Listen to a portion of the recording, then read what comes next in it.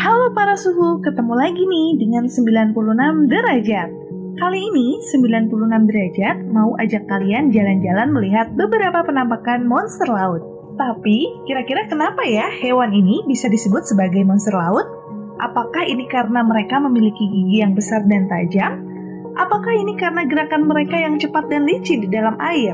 Apakah ini karena mereka buruk rupa dan mengerikan? Atau justru karena mereka begitu buas saat mencari makan di bawah air? Dan ini dia monster laut terbesar yang pernah ada.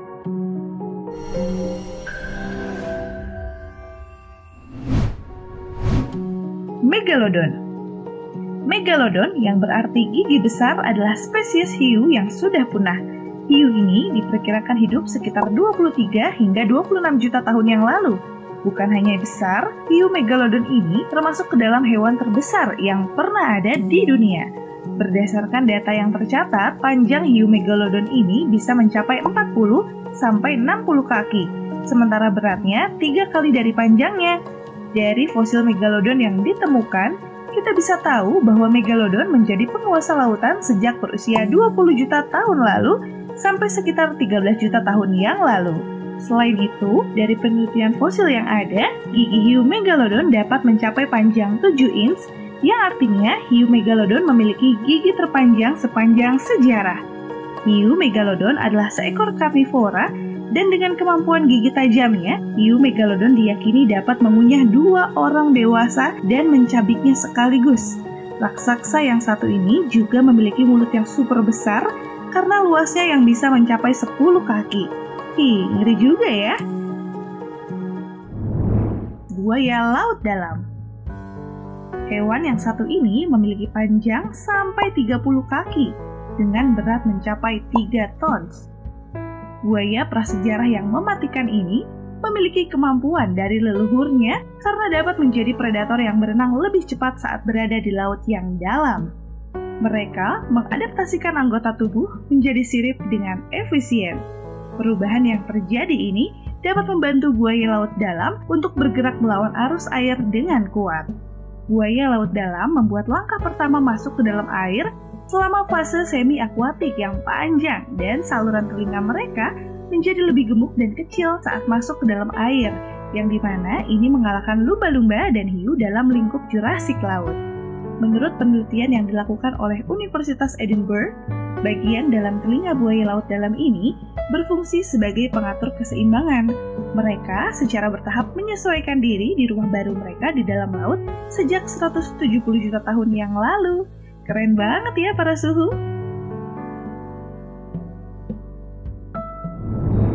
Cacing butles.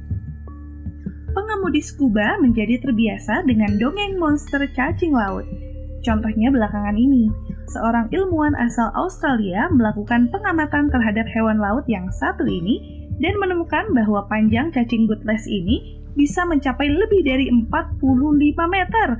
Wow, seekor cacing bisa lebih panjang daripada seekor binatang lain. Apa mungkin? Biasanya panjang cacing butles ini hanya sekitar 15-50 kaki. Tapi di beberapa kesempatan, cacing butles ini dapat mencapai lebih dari 180 kaki. Cacing butles ini sendiri dikategorikan sebagai jenis hewan yang tergolong dalam kelas Anopla dari filum Nemertea, atau bisa dikatakan bahwa cacing butles ini masih satu spesies dengan cacing pita. Cacing butles memiliki lendir yang beracun, yang dapat membuat kelumpuhan, dan ketika hewan laut yang satu ini sedang merasa terintimidasi, lendir beracun itu dapat mematikan hewan-hewan kecil di sekitarnya. Tetapi dalam kasus lain, lendir beracun ini tidak terlalu berbahaya untuk hewan mamalia. Saat ini, neurotoksin yang dimiliki oleh ular dan laba-laba sudah digunakan di dunia farmasi. Dan tidak menutup kemungkinan jika kandungan racun dalam lendir cacing butles ini juga dapat digunakan dalam dunia farmasi nantinya. Kalau para suhu, setuju nggak nih kalau lendir beracun milik cacing butles ini dijadikan salah satu bahan obat-obatan? Kronosaurus. Pliosaurus kronosaurus alias Kronosaurus ini adalah salah satu hewan laut yang masih dapat dikatakan sebagai satu keluarga reptil laut dengan karakter kepala yang masif, leher pendek, dan sirip yang tampak seperti papan rata. seperti sepupu terdekat mereka, Plesiosaurus, di mana Plesiosaurus ini memiliki kepala yang lebih kecil, leher yang sedikit lebih panjang, dan bagian tubuh yang lebih efisien. Panjang hewan ini dapat mencapai 30 kaki, sementara beratnya bisa mencapai 7-10 ton, di mana Kronosaurus dapat lebih besar dan dapat lebih panjang jika dibandingkan dengan Plesiosaurus. Hewan laut yang satu ini pernah ditemukan di dekat perairan Queensland, Australia pada tahun 1920, di mana tulang belulang hewan ini berada di antara bebatuan dan cekungan artesis di sekitar sana. Di dalam mulut hewan bertubuh besar ini, kita dapat menemukan fakta bahwa panjang gigi Kronosaurus dapat mencapai 10 inch atau lebih, di mana Kronosaurus ini dapat menelan seekor kura-kura atau ikan yang ukurannya sedikit lebih besar pada lautan yang sama. Kronosaurus ini dijuluki sebagai penguasa Queensland karena cerita mengerikan di baliknya, di mana Kronosaurus bisa memakan anaknya sendiri. Waduh, ngeri juga ya.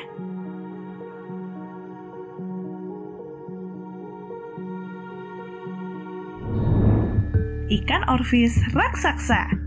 Ikan orfish atau yang dijuluki sebagai ikan pita ini dikenal dengan panjang 110 kaki dan berat yang bisa mencapai 600 pounds. Ikan orfish ini sendiri dikenal sebagai salah satu ikan laut dalam yang cukup populer karena tubuhnya yang ramping. Ikan orfish ini juga pernah ditemukan mati di pesisir pantai. Wah, dalam video ini kita bisa melihat ikan raksasa dari spesies raja herring yang satu ini, bukan? Benar-benar menakjubkan. Ikan orfish bisa kita temukan di kedalaman 656 kaki, dan di beberapa kasus kita baru bisa menemukan ikan orfish ini pada kedalaman laut 3280 kaki. Cukup dalam ya. Ikan orfish diduga tinggal di laut dalam seperti Atlantik dan Mediterania. Sebenarnya, nama asli dari ikan orfish ini belum diketahui, tapi ikan orfish ini bisa disebut juga sebagai ikan pita karena tubuhnya panjang dan tipis seperti pita. Kalau pitanya sebesar ini, kira-kira kalian takut nggak nih para suhu? Ikan orfish ini sulit ditemukan karena memang lebih sering hidup di laut dalam. Tetapi, ikan orfish ini biasa sampai ke darat apabila terbawa badai dan mati di sana. Selain itu, ikan orfish juga memiliki kebiasaan yang unik, yaitu berenang atau mengapung di sekitar pantai jika dalam keadaan sakit atau sekarat. Meski dianggap mengerikan, tapi ikan orfish ini sebenarnya tidak membahayakan sama sekali loh para suhu. Ikan pari raksasa. Ikan pari yang satu ini merupakan ikan pari terpanjang dan juga ikan terpanjang yang pernah ada di dunia, di mana panjangnya mencapai 29 kaki dan beratnya yang bisa sampai 5.000 pounds. Ikan pari ini lebih besar jika dibandingkan dengan spesies pari lainnya, melihat dari data yang ditemukan sebelumnya. Untuk beberapa dekade, hanya ditemukan satu ikan pari raksasa. Namun, para ilmuwan mengatakan bahwa sebenarnya ikan pari raksasa ini dibagi menjadi dua jenis. Satu, ikan pari raksasa yang lebih dikenal sebagai spesies lautan, dan dua, ikan pari pesisir yang lebih sering berada di pesisir laut. Sama seperti hewan terbesar di laut, hiu paus, dan mamalia terbesar hiu biru, ikan pari raksasa ini juga memakan plankton sebagai makanan utama mereka. Ikan pari raksasa ini biasa berenang dengan mulut yang terbuka dan meminum semua plankton juga ikan-ikan kecil yang ada di depannya dengan cepat.